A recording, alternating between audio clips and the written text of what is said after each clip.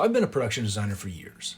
I'm watching the industry fall for a massive, beautiful illusion of cinematic evolution, let's call it. The LED volume. And we're all thinking it's the peak of world building. And unfortunately, it's not. We're already moving into a phase where AI fueled environments can be baked into the frame and post with almost 100% optical accuracy. But as the tech gets better, has the storytelling gotten weaker?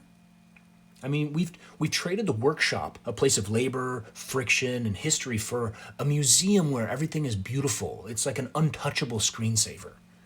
There's a trend in modern sci-fi to infantilize the audience. It's the Dora the Explorer method of filmmaking, which is hand-holding, constant stimulation, and characters who always have like a ready-made answer.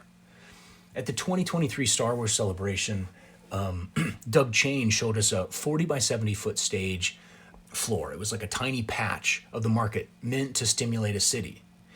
And the room went silent. My guess was because once you see the box, you can't really unsee the strings. In the museum style, the world is a backdrop. In the workshop style, the style of Empire Strikes Back and Andor, the world is a participant.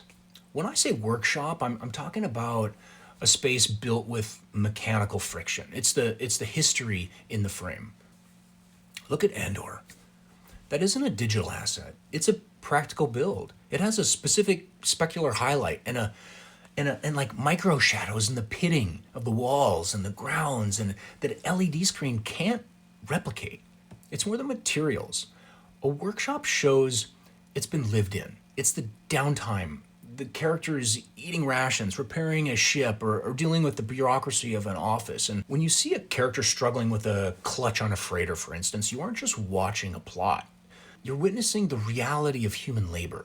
That friction is what makes the world feel adult. It's not only about the grid, it's about the weight that carries. The volume is a technical miracle for lighting, but because we can make digital environments perfect, we usually do. In a physical build, grime is texture.